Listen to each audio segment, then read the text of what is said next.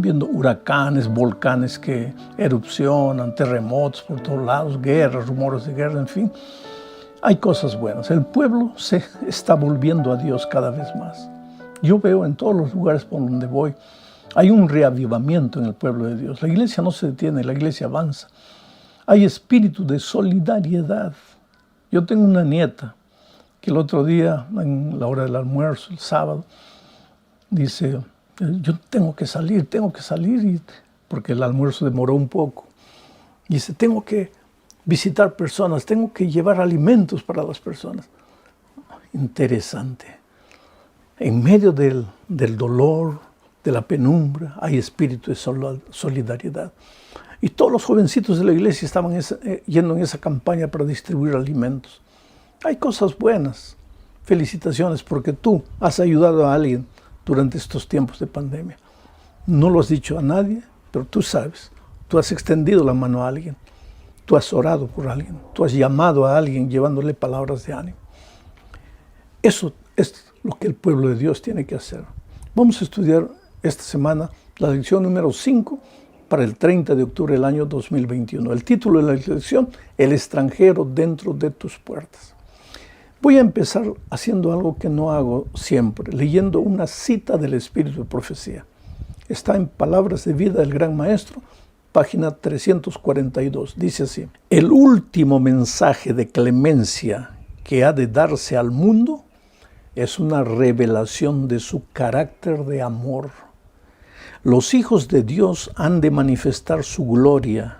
En su vida y carácter han de revelar lo que la gracia de Dios ha hecho por ellos. El último mensaje de advertencia al mundo, el último pregón del Evangelio, el Evangelio eterno, el mensaje del tercer ángel, la verdad presente que el pueblo, el mundo está necesitando hoy. No es un mensaje de palabra, no es un mensaje de teoría, no es ni siquiera un mensaje doctrinal, aunque necesitamos enseñar la doctrina, porque la doctrina son los caminos por donde Dios quiere que andemos. Pero el último mensaje de clemencia al mundo es una revelación del carácter de Dios. El carácter de Dios tiene que verse en la vida de cada hijo. Quiere decir, la religión no puede ser algo exterior. La religión tiene que ser algo interior, que se traduce para lo exterior. Pero cuando estamos preocupados solo en mostrar una cara bonita, un rostro bonito al mundo, y nos olvidamos de vivir el Evangelio dentro de nosotros, de tener el carácter de Dios en nuestro corazón, ahí estamos mal. Me impresiona la última parte, dice que el pueblo de Dios en su vida y carácter han de revelar lo que la gracia de Dios ha hecho en tu vida. ¿Qué es lo que la gracia de Dios ha hecho en tu vida? ¿Ha cambiado tu carácter? ¿Eras un hombre violento, ahora eres un hombre amoroso? ¿O simplemente has aprendido a guardar el sábado y nada más? ¿Ah? ¿Qué es lo que la obra de Dios ha hecho en tu corazón, en tu vida? ¿Ah? El otro día alguien me decía, yo no sé por qué mi esposa, mis hijos no se convierten si ya les he enseñado toda la verdad bíblica. Y un día circunstancialmente hablando con uno de los hijos, dice, pero es que mi papá es un gruñón, es un hombre terrible, un hombre que agrede a mi mamá, que agrede a los hijos. Entonces, ¿quién va a creer en ese tipo de evangelio? Esto es el asunto de la lección de esta semana, que el evangelio de la verdad presente, que tiene el amor de Dios como centro, que se revela en el carácter de los hijos de Dios. Ese mensaje también estaba en el libro de Deuteronomio. Por eso leo lo que dice Deuteronomio capítulo 10, versículo 16. Circuncidad pues el prepucio de vuestro corazón y no endurezcáis más vuestra cerviz. Circuncidad vuestro corazón. Tú sabes que la circuncisión era una evidencia del pacto que Dios había hecho con el ser humano. ¿En qué consistía el pacto? Tú no eres nada, no puedes nada, tú lo has perdido todo por tu propia voluntad. Pero yo te salvo, yo lo hago todo por ti, sin que tú pagues nada, sin que tú hagas nada. Y el tercer ítem, ahora anda en mis caminos, sigue mis consejos, obedece mis instrucciones. Y la circuncisión era una especie de señal de ese pacto. Muchos preguntan qué es la circuncisión. Era una marca que se colocaba en el órgano sexual masculino. Era lo que hoy sería el bautismo, un pacto de amor con Dios, de fidelidad con Dios. Se circuncidaba al varón israelita como evidencia de que él pertenecía a Dios. Y tú me vas a preguntar, ¿y por qué las mujeres no eran circuncidadas? Porque en la cultura de aquellos tiempos, que era la cultura patriarcal, el hombre representaba a la familia. Entonces, cuando el hombre era circuncidado, la familia era circuncidada. Más tarde, cuando ese hombre se casaba, su esposa, sus hijas ya estaban en el pacto porque el patriarca lo había hecho. La cultura ha cambiado, hoy es diferente. Pero entonces, viene Moisés y les dice, circuncidad vuestro corazón.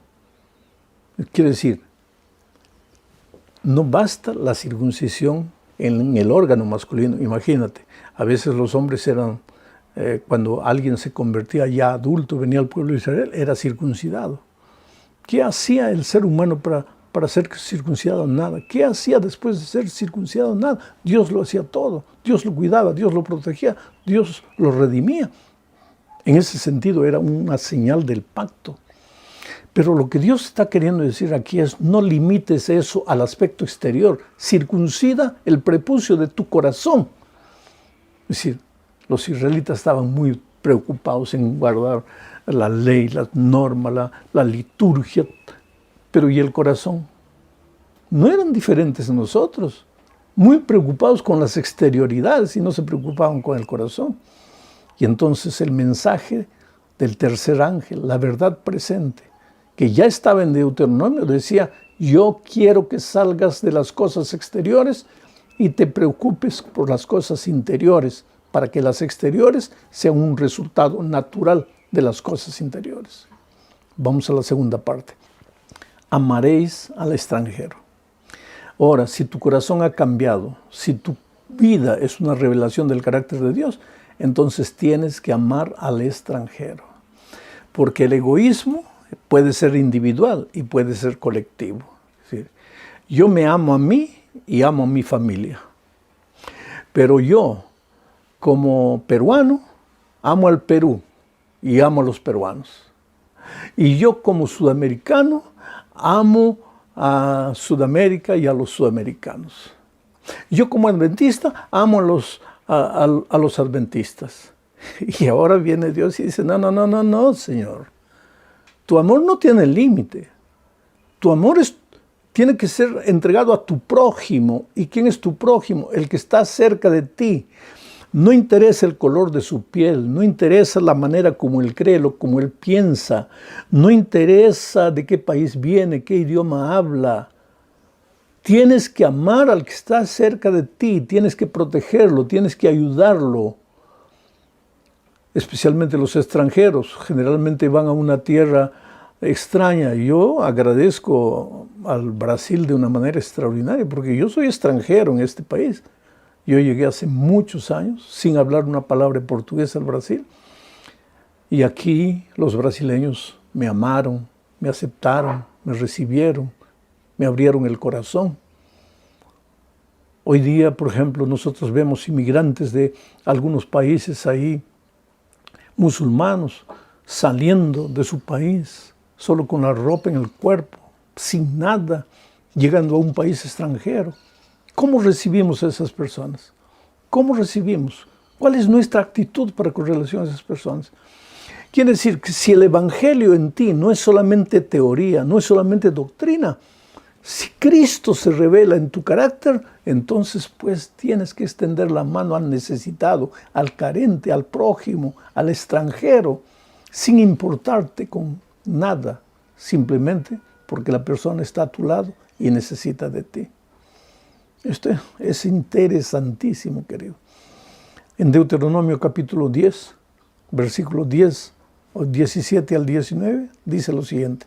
Porque Jehová vuestro Dios es Dios de dioses y Señor de señores, Dios grande, poderoso y temible, que no hace acepción de personas ni toma cohecho, que hace justicia al huérfano, a la viuda, que ama también al extranjero, dándole pan y vestido. Amaréis pues al extranjero, porque fuisteis extranjeros también en la tierra de Egipto. ¡Qué Dios maravilloso!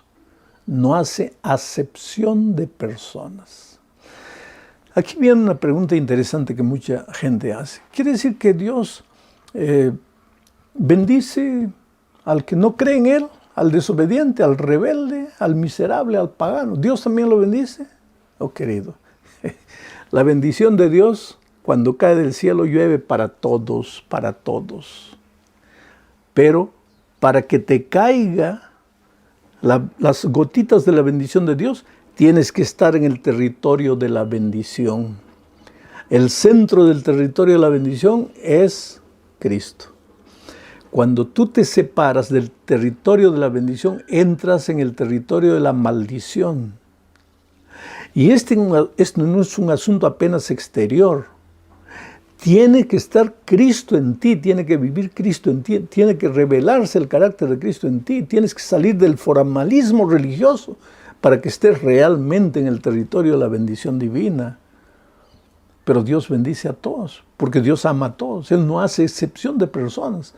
Son las personas que se alejan de Dios y de manera natural entran al terreno de la maldición. Vamos a la tercera parte. ¿Por qué debes amar al extranjero? Dice, amaréis pues al extranjero porque extranjeros fuisteis en la tierra de Egipto. Aquí hay una lección interesante que vamos a detenernos a hablar. El pasado enseña. Si fuiste extranjero en Egipto en los años anteriores, ahora que eres libre, ¿cómo debes tratar al extranjero? Si fuiste un pecador miserable antes, cuando no conocías a Cristo, ahora que conoces el Evangelio, ¿cómo debes tratar al pecador miserable? Debes ayudarlo, debes extenderle la mano. ¿Cuántas veces debo perdonarlo? 7, 70 veces 7. Pero el otro día vino una señora y me dijo, mire, pastor, yo sé que mi esposo me ama y yo lo amo, es el padre de mis hijos. Pero me golpea tanto que un día decidí separarme. Pero después vino arrepentido, llorando, y me pidió una segunda oportunidad. Y yo le di. Y volvió y me golpeó de nuevo. Y entonces me separé. Y él llorando algunos meses después vino. No puedo vivir sin ti, no puedo vivir sin los hijos. Entonces lo acepté de nuevo. Un mes, 2 meses, pues me comenzó a golpear de nuevo. Y ahora me separé definitivamente. Ahora viene llorando todos los días. Dame una nueva oportunidad. Tú eres una mujer cristiana. Tú tienes que perdonar 70 veces 7. Sí, querido. ¿Cuántas veces tienes que perdonar al que te hizo mal? A un amigo que te traicionó. A una persona que fue mala contigo. ¿Cuántas veces tienes que perdonarla? Infinitamente. 70 veces 7. 1000 veces, 1.000.000 de veces. Pero perdonar no quiere decir permitirle que vuelva a tu círculo de amistad para seguir haciéndote daño, que vuelva a ser tu esposo para que te siga maltratando. Eso no es perdón, eso es permisividad. Dios es un Dios de perdón, Dios no es un Dios de permisividad. ¿Entiendes? Entonces, te ofendieron, aprende a perdonar. ¿Por qué? Porque tú ofendiste a Dios y Él te perdonó. Y te perdonó una vez y otra vez y otra vez. Y siempre está dispuesto a perdonarte. Vamos a la cuarta parte de este estudio. Juzgad justamente. Quiere decir, si tú revelas el carácter de Dios en tu vida, ¿vas a juzgar mal a tu hermano? ¿Vas a ejercer la justicia egoístamente? ¿O vas a administrar justicia con sabiduría? Mira lo que dice Deuteronomio 1:16.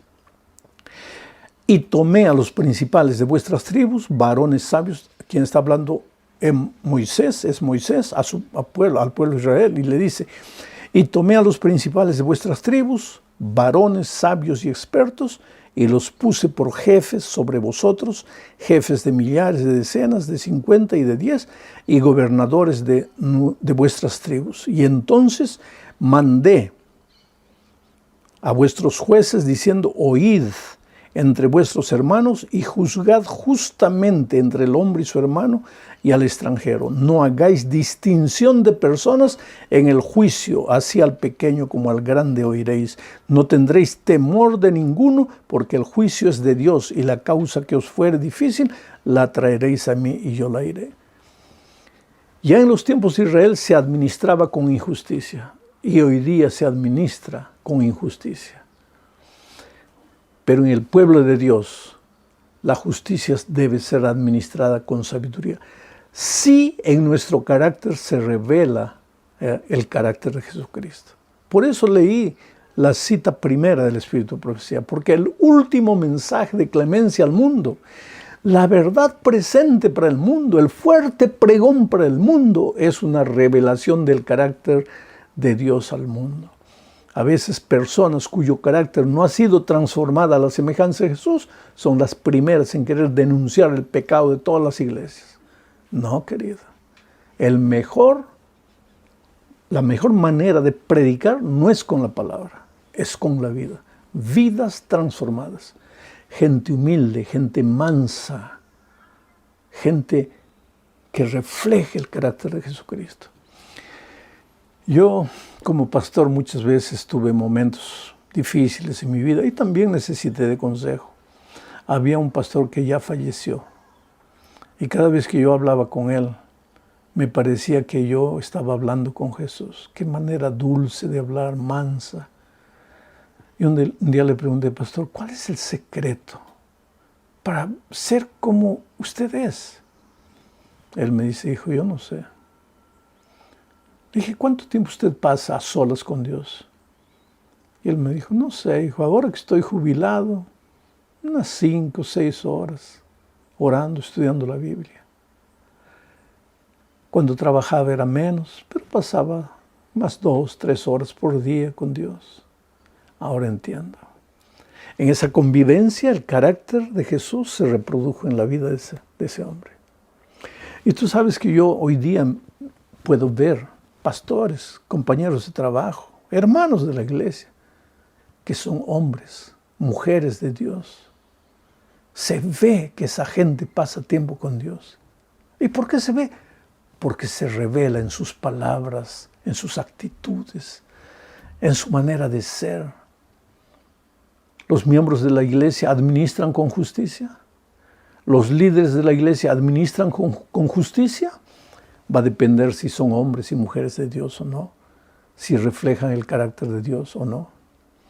Llegamos a la parte final del estudio hablando también de nuestras actitudes para el mundo, que debemos vivir una religión pura como resultado del carácter de Jesús en nuestro corazón.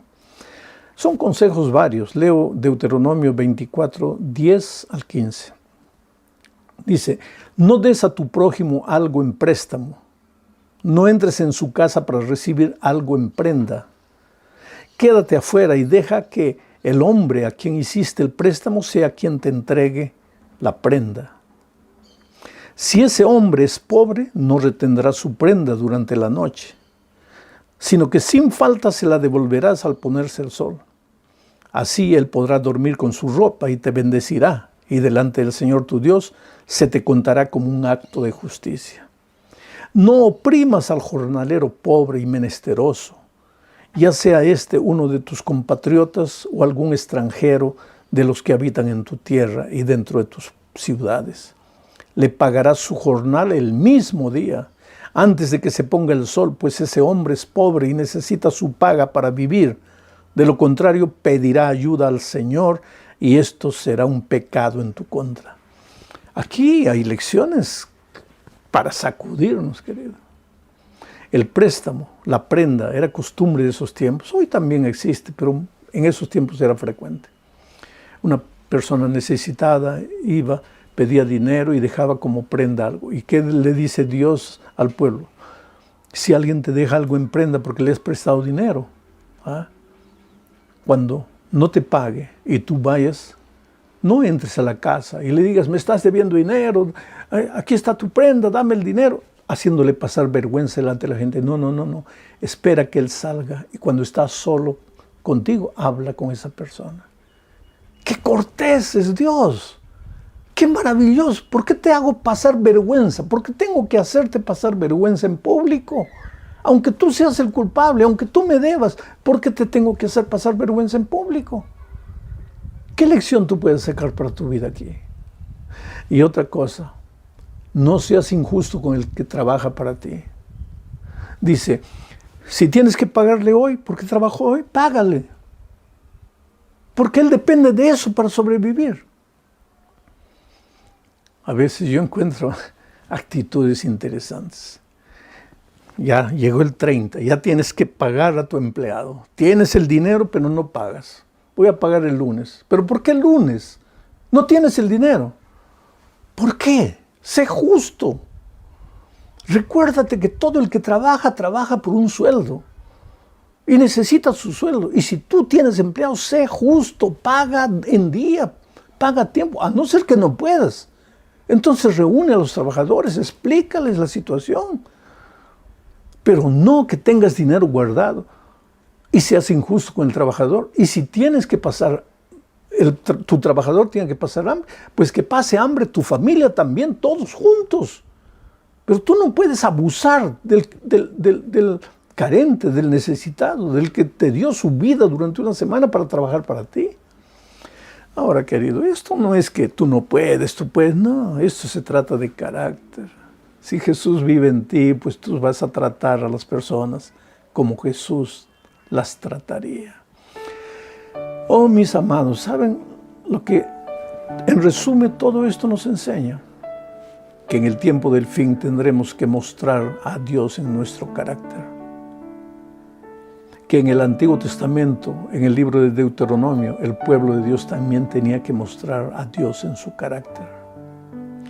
Pero que el pueblo de Israel falló porque estaban más preocupados con las exterioridades que con el carácter.